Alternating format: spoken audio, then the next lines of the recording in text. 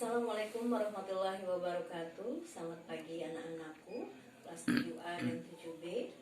Kali ini pertemuan kali ini kita untuk mengadakan salat ya, diisi dengan materi tentang puasa di bulan Ramadan. Tentunya kita tahu bahwa puasa itu kan sudah dilaksanakan dari dulu sebelum Nabi Muhammad pun nabi-nabi yang lain sudah melakukan puasa. Dan tentunya kamu juga dari SD sudah berlatih ya puasa di bulan Ramadan ya, seperti itu. Puasa asal dari kata puasa berasal dari kata soma yasumu soman, artinya menahan ya. Di sini ada pengertian puasa. Sebelumnya anak-anak saya tanyakan dulu ya, sudah melakukan puasa kan ya, dari mulai kita latihan kecil dari TK, kemudian dari SD kita sudah sering melakukan puasa. Nah, kita lihat pengertiannya puasa di sini. Puasa menurut bahasa artinya menahan. Amsaka yumsiku imsakan, artinya menahan. Sedangkan menurut istilah adalah menahan dari segala sesuatu yang membatalkan puasa, dari mulai terbit fajar sampai terbenam matahari. Apa sih yang membatalkan puasa itu? Yang membatalkan puasa itu seperti makan, minum, muntah dengan sengaja, yaitu diantaranya. Kemudian ketika sejarahnya puasa, sebelum ada kewajiban tentang berpuasa di bulan Ramadan, itu nabi-nabi seperti Nabi Adam itu juga berpuasa selama 3 hari 3 malam. Bahkan dia berpuasa di malam di tanggal 10 Muharram. Itu karena dia sebagai rasa syukur ketika bertemu dengan Siti Hawa di Arafah.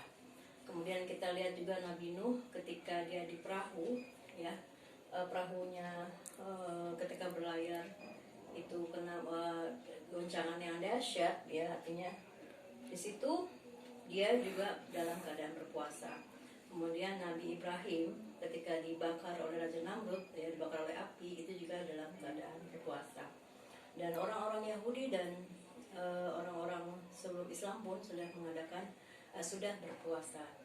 Nah, kemudian ayat itu turun ya, Nabi Muhammad pun ya, sebelum turun Nabi Muhammad pun sudah melakukan puasa di bulan Asyura atau Muharram, Asyura dan Muharram. Nah, kemudian turunlah ayat ya. Jadi sebelum ketika sejarah tadi nabi-nabi sudah berpuasa, maka turunlah ayat surat Al-Baqarah ayat 183. Nah, surat Al-Baqarah ayat 183 ini adalah kewajiban tentang berpuasa. Di mana di dalam Al-Qur'an kita bisa buka Al-Qur'an di situ. Ya ayyuhallazina amanu kutiba alaikumusiyam kama kutiba alal ladzina min qablikum la'allakum tattaqun. Hai orang-orang yang beriman, diwajibkan atas kamu berpuasa, di mana sebagaimana orang-orang sebelum kamu, agar kamu bertakwa. Jadi intinya adalah berpuasa di bulan Ramadan itu adalah kita untuk mencapai takwa. Jadi kalau ditanya, Bu, surat apa atau anak-anak, surat apa yang menunjukkan kita tentang berpuasa? Surat Al-Baqarah ayat 183 ini, ayat ini sudah populer ya, kita sudah sering dengar. Nah, kemudian kita beralih kepada materi yang kedua, syarat wajib puasa. Syarat wajib puasa yang pertama adalah berbasis Islam, kedua balik, ketiga berakal, 3 berakal, kemudian yang keempat sehat jasmani dan rohani, kelima suci dari haid, keenam itu dia tidak dalam bepergian atau musafir, yang ketujuh adalah kuat atau mampu berpuasa. Kemudian itu syarat wajib puasa ya. Yang ketiga adalah rukun puasa. Rukun puasa yang pertama itu niat ya. Setelah kita melakukan sholat tarawih itu kita niat. Bagaimana bunyinya niatnya anak-anak? Nawaitu soma godin an adai fardi syahri ramadhana hajiji sanati lillahi ta'ala. saya niat puasa di bulan Ramadan esok hari karena Allah Ta'ala. Itu niatnya. Kemudian yang kedua, rukun yang kedua puasa adalah menahan diri dari segala yang membatalkan puasa. Tadi Ibu sudah menyebutkan ya, yang membatalkan puasa itu ada 3, yaitu makan, minum dengan sengaja, makan dengan sengaja, minum dengan sengaja, muntah dengan sengaja. Ditambahkan lagi tidak boleh bersenama ya, walaupun sudah suami istri di siang hari, itu membatalkan puasa. Kemudian keluarnya air mani itu juga membatalkan puasa. Kemudian marah juga, termasuk kita marah terlalu berlebihan, itu juga bisa membatalkan puasa. Nah kemudian head ya, kalau kita sedang head itu juga membatalkan puasa. Itu hal-hal yang membatalkan puasa. Nah kita lihat hikmah puasa ya. Setelah kita berpuasa, apa sih hikmahnya kita berpuasa? Hikmahnya adalah melatih diri kita untuk sabar, melatih kita untuk disiplin dalam beribadah. Kemudian